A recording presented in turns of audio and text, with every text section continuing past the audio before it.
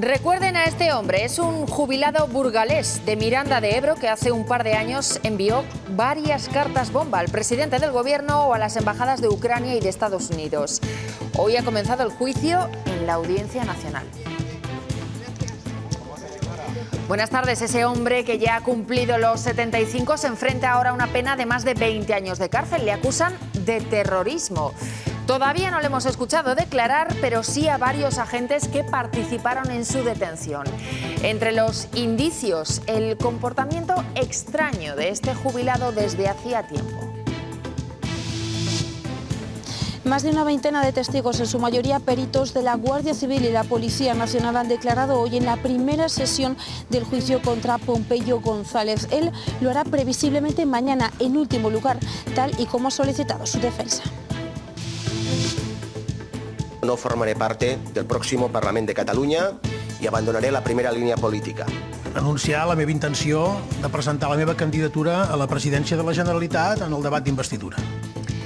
Los resultados de las elecciones de este domingo en Cataluña están claros, pero todo lo demás es incierto. Con el líder de Esquerra de salida y Puigdemont aumentando el órdago, el vencedor de ayer, el socialista Salvador Illa, lo tiene un poco más difícil para ser investido presidente de la Generalitat. María Cid. La opción más viable, la del pacto entre la izquierda con PSOE, Esquerra y En Comú, se complica tras estas declaraciones. Salvador Illa es el titular principal de unas elecciones que también han revelado el ascenso del PP o la desaparición de Ciudadanos del arco parlamentario. Enseguida vemos las reacciones. Después de 2 años, los ocupas de esta vivienda situada en una urbanización en Mojados, en Valladolid, han abandonado finalmente el inmueble. Esta mañana les veíamos cómo recogían sus pertenencias y se iban marchando poco a poco. Y todo ha sido gracias a una empresa privada de desocupación que tuvieron que contratar los vecinos ante la situación insostenible, nos dicen, que estaban viviendo. Enseguida les contamos cómo ha transcurrido este desalojo. Desde que una terapia se demuestra como exitosa en la lucha contra el cáncer en el laboratorio hasta que llega efectivamente a los pacientes, pasan alrededor de 10 años. Hoy en este seminario en el Centro del Cáncer se analiza cómo poder reducir ese tiempo. Enseguida les contamos cómo. Cada vez empleamos más dinero en pagar el alquiler, sin embargo, en Castilla y León gastamos menos que en otras comunidades. De hecho, León está entre las 10 provincias que menos sueldo destina a ese alquiler. Ahora lo vemos. Tras un fin de semana casi veraniego, el tiempo vuelve a cambiar radicalmente. Bajón de las temperaturas y avisos por lluvias en provincias como Soria hasta bien entrada la madrugada. Comienza el juicio que sienta en el banquillo al jubilado burgalés que habría enviado cartas explosivas al gobierno y a la embajada de Ucrania y de Estados Unidos. A Pompeyo González, de 75 años, lo juzgan en la Audiencia Nacional porque se le acusa de terrorismo. La Fiscalía pide para él 22 años de cárcel.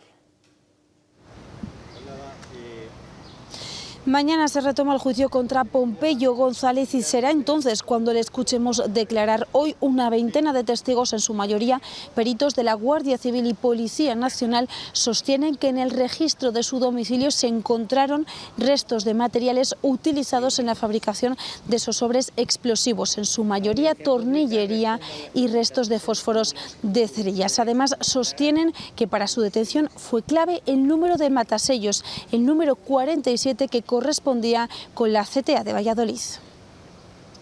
Sabía que estaba vigilado 2 días antes de su detención. Es lo que sostiene uno de los agentes de policía. Hay un día que en el seguimiento empieza a hacer cosas raras, 2 días antes de la detención. Sinceramente no descarto que viese algo. Habría aprovechado para limpiar su piso, destruyendo algunas pruebas. Quiero recordar en la bolsa, antes de la detención, él tira esa bolsa, se recupera la bolsa como siempre, sí. 5 o 10 clavos, no me acuerdo, muy grandes. Las etiquetas que compró en Amazon dieron la pista a los policías. Etiquetas de 100 por 50 milímetros que eran exactamente idénticas que las que figuran en los sobres, así lo dice el informe científica. Y eso les llevó hasta él. Todo nos llevó a Miranda de Ebro, al que luego fue detenido, y posteriormente con el ADN se confirmó que coincidía el perfil genético que habían encontrado los compañeros de policía científica. Descargó varios manuales de elaboración de explosivos y, según las declaraciones, buscaba un objetivo claro: influir un poco en lo que es la decisión de España en la postura que tenía con Ucrania. En su detención negó ser el autor. Dijo algo como: os habéis confundido, yo soy una persona que me gusta o la marquetería. Mañana volverá a la Audiencia Nacional para declarar. Pompeyo González fue detenido en enero de 2023 en su domicilio de la calle Clavel, en Miranda de Ebro. Este funcionario jubilado de 74 años fue procesado como presunto autor del envío de 6 cartas bomba al Palacio de la Moncloa, al Ministerio de Defensa, las embajadas de Ucrania y Estados Unidos, la base militar de Torrejón de Ardoz y una empresa armamentística de Zaragoza. Uno de los sobres, el dirigido a la embajada ucraniana, llegó a explotar y causó heridas a un trabajador. Los demás fueron detonados de forma controlada por los TEDx. La policía dio con Pompeyo siguiendo el rastro de los paquetes enviados. Los sellos se habían vendido en Burgos y los sobres tenían el matasellos del Centro de Tratamiento Automatizado de Correos en Valladolid. En el registro de su domicilio, los investigadores encontraron materiales utilizados en la fabricación de los artefactos. En abril del año pasado, 3 meses después de su detención, fue puesto en libertad con medidas cautelares y en junio el magistrado propuso juzgarlo por terrorismo, porque aunque no constaba que perteneciera a un grupo terrorista, el envío de las cartas explosivas en el contexto de la guerra en Ucrania evidenciaban, según el juez, que su objetivo era alterar la paz pública y aparentar que las mandaban personas vinculadas a Rusia como represión por el apoyo de España a Ucrania. Además, la Sala de lo Penal señaló que Pompeyo podría estar preparando el envío de más artefactos. La Fiscalía pide para él 22 años de prisión por un delito de terrorismo y otro de fabricación de explosivos. Los vecinos de Mojados, en Valladolid, han conseguido que desalojen a una familia ocupa de esta casa del pueblo. Ellos mismos contrataron a una empresa privada, hartos de las molestias.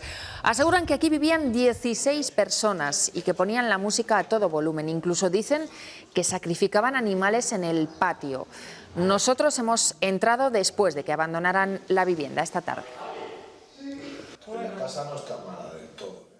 Y precisamente esta misma mañana veíamos cómo esos supuestos ocupas recogían sus pertenencias, las introducían en un coche y poco a poco se iban marchando de esta vivienda. Solo quedaron 2 en su interior para hacer, como ya tenían acordado, entrega de las llaves a esa empresa privada de desocupación que habían tenido que contratar los vecinos de esta urbanización ante esa situación que nos decían que era ya insostenible. Una vez hecha esa entrega de las llaves, han abandonado la urbanización a pie de forma pacífica. Ahora los vecinos nos comentan que están algo más tranquilos, pero siempre con ese miedo de que pueda volver a pasar esto mismo. Miedo, pues bueno, todavía nos quedará durante un tiempo, yo creo que el miedo, pero bueno, siempre nos queda la cosa de que podremos volver a recurrir a ellos, porque es lo único que hay eficaz. Se les ha avisado que tenían 72 horas para irse y si no se les montaría un control de acceso en el cual si todo el que salga de la vivienda no vuelve a entrar. Y hay novedades en Zamora para el hombre que detuvieron este fin de semana después de disparar al camarero de un bar que no le quería servir más alcohol y a los agentes de policía que querían detenerlo después. Él está en el hospital porque recibió tiros de los guardias, pero la jueza ha declarado que cuando salga deberá ingresar en prisión preventiva. El dueño del bar que recibió el disparo evoluciona favorablemente después de ser operado del pulmón. Y aumentan las víctimas de trata y explotación en España. Hoy hemos conocido los datos del año pasado. Policía y Guardia Civil liberaron a más de 1.400 personas a las que se explotaba sexual o laboralmente, 110 en Castilla y León. La cifra ha aumentado en nuestro país un 24%. Una de las últimas operaciones en Valladolid, con 2 mujeres liberadas. Les obligaban a prostituirse en un club de alterne. Hoy hemos conocido la condena a 4 hombres por agredir sexualmente a un menor que en el momento de los hechos tenía 15 años.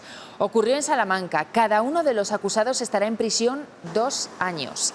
La audiencia ha aprobado que violaron repetidamente al joven al que conocieron por redes sociales. Además, le tendrán que indemnizar con 22.000 euros. Y en Segovia han detenido a un hombre que en las últimas horas que sería el autor de un delito de agresión sexual. Este fin de semana allí se ha celebrado un festival en la Plaza de Toros que ha reunido a miles de personas y él habría aprovechado para realizar tocamientos a varias mujeres.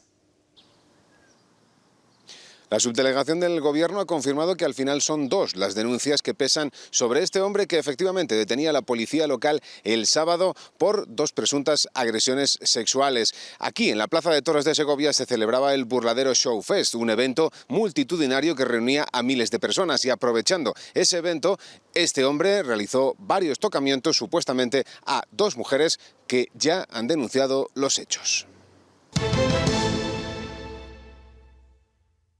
Por responsabilidad con Cataluña y con Esquerra Republicana, esta mañana he comunicado a la Permanente Nacional de mi partido mi decisión de no tomar el acta de diputado y, por lo tanto, no formaré parte del próximo Parlament de Cataluña y abandonaré la primera línea política.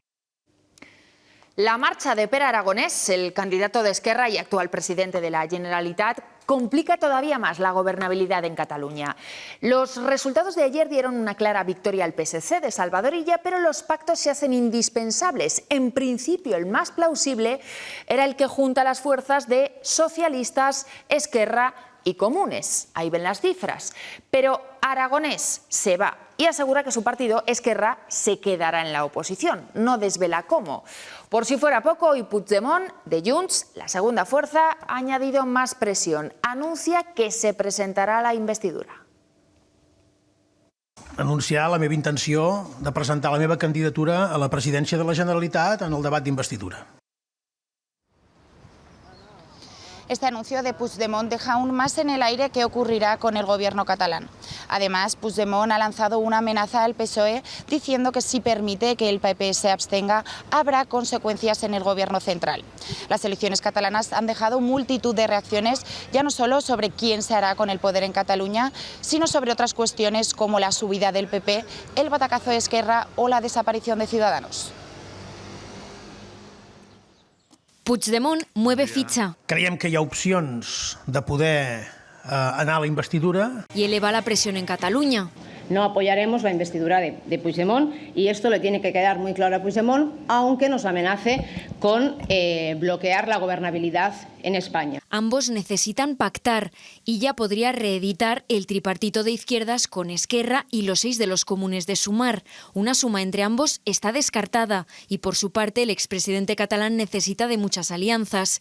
Esquerra ya ha anunciado que no apoyará a Puigdemont y, tras perder un tercio de sus diputados, su líder se marcha. Mi decisión de no tomar el acta de diputado y, por lo tanto, no formaré parte del próximo Parlament de Cataluña y abandonaré la primera línea política. El PP, que ha multiplicado por 5 su peso en Cataluña, cree que Sánchez podría sacrificar su victoria electoral a costa de acuerdos en Moncloa. De Sánchez no nos fiamos un pelo. Hemos aprendido a lo largo de los últimos años el valor de la palabra dada del señor Sánchez. Vox mantiene sus escaños y descarta su abstención. Nosotros vamos a liderar esa posición. Quien ya no tiene voz es Ciudadanos. Ha perdido a sus 6 representantes. Desde Castilla y León, pocas reacciones a lo largo del día. Sí ha analizado los resultados en Cataluña el secretario general de los Populares. Paco Vázquez destaca los buenos datos de su partido y sobre todo la gran dificultad que va a tener el PSOE para gobernar pese a haber ganado. Hasta después de las elecciones europeas yo no creo que sepan nada, lo ocultarán como siempre hace el Partido Socialista, que oculta todos los pactos a los que llega. Lo que vaya a pasar pues dependerá de las negociaciones, de lo que el Partido Socialista siga dando a Cataluña y quitando, entre otras comunidades autónomas, a Castilla y León. Y con la resaca de las catalanas ya empiezan a perfilarse los detalles de cara a las elecciones europeas, que serán en menos de un mes. En plenos como este que veían en Palencia, hoy se han realizado los sorteos para escoger a los vecinos que formarán parte de las mesas electorales. Pese a que el año pasado ya vivimos 2 veces este momento, es preceptivo recordar las reglas. El presidente y los vocales de cada mesa serán designados por sorteo público entre la totalidad de las personas censadas en la sección correspondiente y que reúnan los requisitos al que el mismo se refiere. Y así comienza el sorteo. Solo algún fallo técnico permite saltar la mecánica enumeración de nombres. Esta ya está. Es que ha sacado todas. que saco todas. Entre el chorro de nombres, alguno hace levantar los ojos a los asistentes. Distrito Sexto, Sección Sexta, Mesa B, Colegio Pulco, Reina Fabiola, presidente Hugo Sánchez. Incluso los que saben mucho de esto, como el exministro Jesús Caldera, secretario del Ayuntamiento de Ávila, muestra en su rictus la solemnidad de este momento. Termina el sorteo. ¿Nadie quiere que se repita? Muy bien, pues lo damos por bueno. Esperemos que no, por lo menos hasta las municipales de 2027. Ahora las notificaciones llegarán a los elegidos para dirigir la fiesta de la democracia. Siguen las comparecencias en el Senado por la compra de mascarillas durante la pandemia. Hoy hemos escuchado a la actual presidenta del Congreso y que entonces estaba al frente del Gobierno balear. Dice Armengol que su ejecutivo compró material sanitario a la empresa que recomendaba Koldo García, pero que no recibió presiones, aunque admite que habló con Ábalos por esa época y que coincidió con Koldo. Vino algunas veces, acompañó al señor Ábalos en actos en Baleares y algunas veces, pues sí, he tenido alguna comunicación con él, claro que sí, pero no recuerdo para nada haber hablado de esta cuestión que usted me plantea. Jamás en la vida nadie me ha presionado para contratar a una empresa concreta, jamás en la vida me he metido en un expediente de contratación, jamás he intentado ayudar a ninguna empresa, jamás he facilitado nada a ninguna empresa.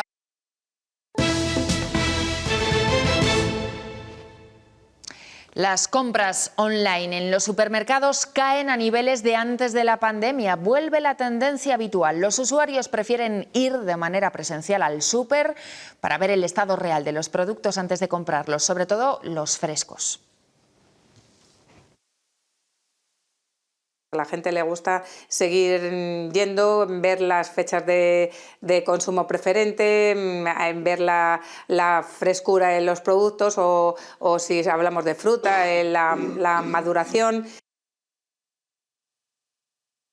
Adaptarse es crucial para continuar, eso es lo que piensan muchos comercios de proximidad y muchas tiendas que cada vez se pasan más a la venta online. Incluso también negocios tradicionales como las carnicerías que cada vez tienen más clientes que compran online. Vean.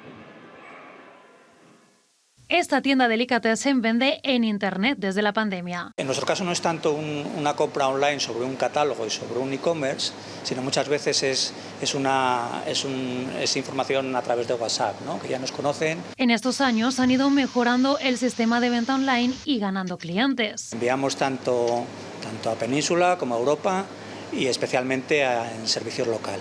El comercio digital les reporta el 5% de sus ingresos. Creen que es el futuro y que hay sitio para todos, también para los pequeños establecimientos. Nosotros mismos compramos en el súper y es otro tipo de compra. No querríamos ni competir en eso porque no podemos y trabajamos otro tipo de productos. Buenas tardes. El dueño de esta carnicería también se adaptó a lo que demandaban sus clientes, pedidos a domicilio. Cuando empezamos pedidos a domicilio prácticamente era como cruzar la calle y llevárselo a una señora porque por circunstancias de edad o movilidad no podía. Ahora los han multiplicado por 1000 y han tenido que adaptar una segunda furgoneta. Porque antes hacías 3 y ahora haces pues un mogollón, o sea, un mogollón. WhatsApp les ayuda a gestionar estas ventas. Y así seguimos trabajando, lógicamente. Negocios tradicionales que se alían con las nuevas tecnologías. Y nueva ayuda para el comercio minorista. La Junta de Castilla y León ha lanzado una convocatoria que cuenta con un crédito inicial de 1 millón, aunque puede incrementarse en función de las solicitudes que se reciban. Son apoyos para la modernización y la digitalización de los negocios de proximidad. ¿Cuánto dinero de nuestro sueldo empleamos en pagar el alquiler? Cada español dedica de media el 42% de su sueldo en ello. Son 5 puntos más que cuando se hizo este estudio de Fotocasa hace 4 años. Esto se debe a que los salarios no aumentan ni mucho menos al ritmo que la vivienda, que además sigue marcando máximos históricos. Sin embargo, en Castilla y León ese porcentaje es bastante más bajo y la provincia de León es de las que menos gasta en toda España, en concreto un 30%, lejos de ciudades como Madrid, donde el 60% de la nómina va a parar al alquiler. Que no es un mal número, siempre podría ser mejor. Teniendo en cuenta cómo está la situación, aquí está bastante bien. Supongo que podría ser un poco más bajo para poder gestionarlo de otra manera.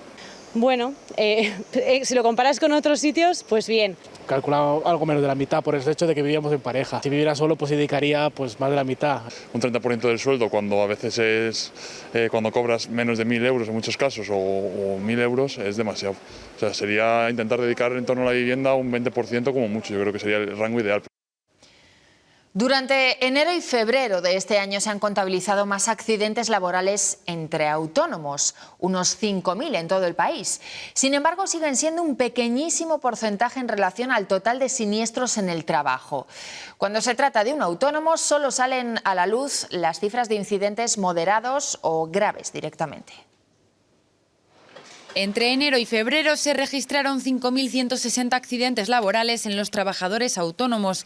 Es un incremento del 5%, pero se estima que la cifra de incidentes podría ser mayor. Habrá muchos casos leves pues que al fin y al cabo no coges la baja, ¿no? Porque si puedes continuar trabajando. Y es que la siniestralidad en los autónomos solo da la cara ante los casos más graves. Es muy importante sensibilizar a los trabajadores autónomos de que nuestra vida y nuestra salud al fin y al cabo es el bien más importante que tenemos en nuestra empresa. Para evitar que el autónomo no se coja la baja, una solución podrían ser medidas que los compensaran. Sería interesante porque al fin y al cabo tu día que no estás trabajando, día que no puedes facturar, que no puedes y que incluso cuando la baja se prorroga mucho, pues pierdes clientes, ¿no? 8 de estos casos de siniestralidad fueron mortales, pero la seguridad laboral no es el único problema que hace que se pierdan autónomos año tras año. Falta relevo generacional. Tenemos menos autónomos, ¿no? En la última década hemos perdido cerca de 16.000 autónomos en Castilla y León. Principalmente han disminuido en sectores como industria, hostelería, comercio o agricultura.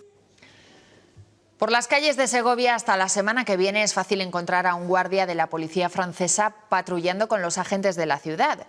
Él ha llegado aquí para hacer una especie de intercambio en el que ambas partes se empapan de los conocimientos del país vecino. Antonio de Acuña es un policía francés que ha llegado a Segovia para pasar aquí 3 semanas. Se enmarca esta actividad dentro del proyecto de comisarías europeas y aquí su labor será patrullar a pie el casco histórico de Segovia y ayudar tanto a los ciudadanos como a los visitantes. Ha recorrido 1.300 kilómetros en moto, los que separan su ciudad cerca de Lyon de Segovia. Su mayor sorpresa al llegar: a las montañas, la nieve, el frío.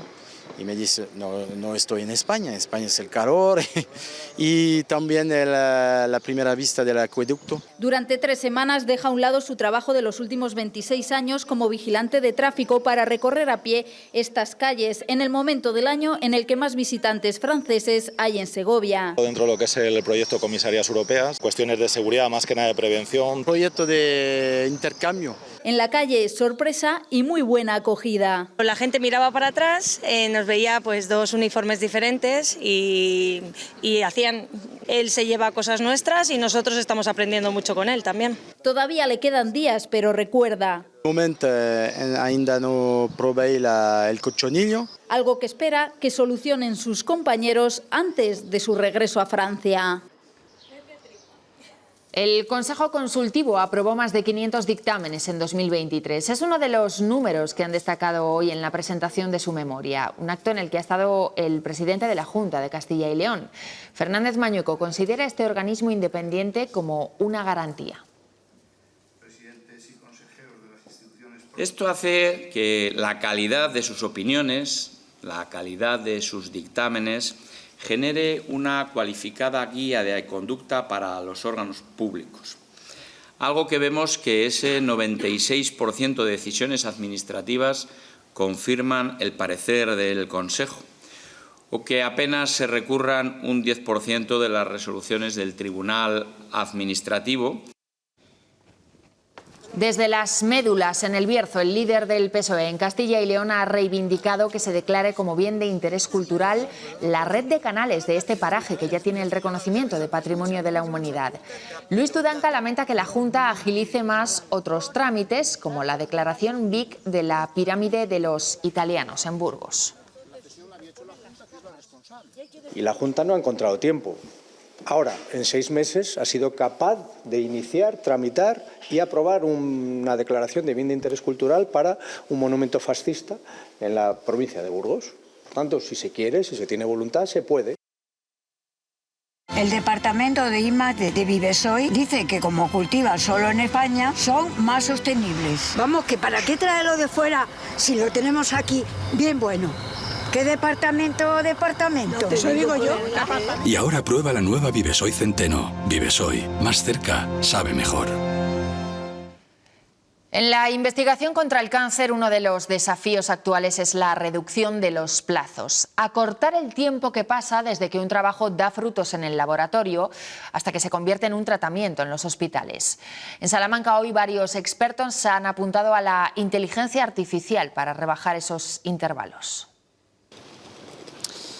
Sí, el Consejo Superior de Investigaciones Científicas organizaba este seminario en el Centro del Cáncer de Salamanca para analizar cómo se puede reducir el tiempo desde que una terapia contra el cáncer se demuestra exitosa en el laboratorio y llega efectivamente a los pacientes. Ahora mismo son unos 10 años de media, pero hay posibilidades para acortar ese periodo, que pasan fundamentalmente por las nuevas tecnologías de computación, por la inteligencia artificial y por la colaboración internacional entre laboratorios. Se ha producido una revolución científica en cáncer. Ya nadie investiga sin pensar en el paciente. Un investigador básico ahora mismo, si no consigue primero demostrar que lo que ha descubierto también está en pacientes, realmente no lo puedes publicar muy bien. En este foro se analiza cómo se traslada hoy la investigación al tratamiento clínico y cuánto se tarda. Estamos hablando de procesos de largo plazo, de más de 10 años, ¿no? Pero la esperanza de seguir acortando plazos llega la inteligencia artificial. Nos ayudará en eso, en diseñar mejor los fármacos, en predecir su toxicidad. También el trabajo entre equipos internacionales supone acortar plazos, como ocurre con el gen CARRAS, responsable de 1/3 de todos los cánceres, especialmente páncreas, colon y pulmón, que está empezando a generar ya tratamientos específicos en este centro. Que es una proteína, a pesar de ser muy conocida, que tiene muchas facetas distintas. Precisamente es este abordaje multifactorial y de muchos grupos lo que permite un conocimiento global. Al otro lado de la cadena, los pacientes piden que prime la ética antes que otros criterios. Más allá de los intereses que puede haber comerciales o las propias rutinas de investigación, que esté ese factor presente, que es que nadie se quede fuera de los beneficios de la investigación. Que los avances lleguen rápido y para todos. Ese es el desafío. Se ha abierto un cisma en la iglesia de Burgos y las que lo han provocado son las monjas clarisas de Belorado. Ellas dicen sentirse perseguidas y denuncian bloqueos a su orden desde el Vaticano. Por eso se separan y rinden cuentas hacia otra facción católica. De hecho, tildan de herejes a todos los papas posteriores a Pío XII, que murió hace más de medio siglo. El conflicto surge a raíz del intento de venta del convento que esta comunidad clarisa de Belorado tiene en la provincia de Vizcaya, en la localidad de Derio. En el arzobispado de Burgos niegan que hayan puesto ninguna traba a dicha transacción comercial porque, aseguran desde el arzobispado, les corresponde a las comunidades monásticas la gestión de su propio patrimonio. Así las cosas, las monjas afirman en un comunicado que se van de la disciplina de la Iglesia Católica. No reconocen la autoridad de Roma desde el Papa Pío XII y a partir de ahora seguirán los postulados de un sacerdote cismático, Pablo de Rojas, que curiosamente fue excomulgado en el año 2019 por el actual arzobispo de Burgos, Mario Iceta, cuando este estaba al frente de la diócesis de Bilbao. ¿Dónde está ahora escrito? Ciertamente no en la Iglesia Católica. Primero vamos a exhortar a los fieles que se abstengan de participar en ningún acto litúrgico en ese monasterio. Esta tarde va a haber una Eucaristía que no sabemos quién la va a presidir ni quién es. Termina un fin de semana marcado por la estabilidad y por máximas que en algunos puntos han alcanzado los 30 grados. Y empieza una semana muy distinta. Vuelve el frío y también las lluvias. Hay avisos amarillos en el este de la comunidad por acumulaciones de hasta 15 litros por metro cuadrado. Se desactivarán de madrugada, pero las precipitaciones nos acompañarán durante toda la semana. Los termómetros caen hasta 10 grados, con mínimas que marcarán por encima de los 5. La tortilla de patata es una de las joyas de la corona de nuestra gastronomía. La receta es sencilla, pero en cada casa se elabora de manera diferente. Hoy en Burgos hemos asistido a un concurso del que saldrá el aspirante para el campeonato nacional. Se cocina en todas las casas, bares y restaurantes del país. Tradicional o con matices, en la tortilla de patatas caben infinidad de interpretaciones. Al final son 4 ingredientes, pero a todo el mundo le sale distinta la tortilla. El eterno debate siempre será con o sin cebolla. Siempre con cebolla. Con cebolla siempre. Yo con cebolla. Yo la hago con cebolla. Pero lo que no puede faltar es Usar una buena patata, unos muy buenos huevos y darle mucho cariño. Es muy importante el producto. la tendencia en las tortillas gourmet es dar mayor protagonismo al huevo. Las tortillas gourmet les gusta que estén un poco más jugosas, digamos, más tiernas. El huevo que sea bien amarillito y que pueda aportar buen sabor a la tortilla. Nosotros echamos 2 yemas, aparte de los 12 huevos que hacemos por tortilla. Para despejar dudas, 15 cocineros de la provincia de Burgos se dan cita hoy en Canicosa de la Sierra en la final del segundo campeonato provincial de tortilla de patatas. El objetivo, definir una receta genuinamente burgalesa. La primera categoría es la tortilla tradicional, con sus matices, que puede ser con cebolla o sin cebolla, pero luego otro de los del interés que teníamos era promocionar no solo la patata, sino otro producto emblemático de la despensa burgalesa como es la morcilla. Los ganadores consiguen el billete a la final del concurso nacional, que se celebrará en la Feria Alicante Gastronómica del 27 al 30 de septiembre. Esta es una de las propuestas de Titirimundi estos días. El Festival de Segovia saca a la calle a miles de espectadores que se reencuentran, por ejemplo, con la ilusión del juego de la peonza, uno de los más populares. Un maestro malabarista lleva al público a evocar esas tardes infantiles en las plazas de los pueblos.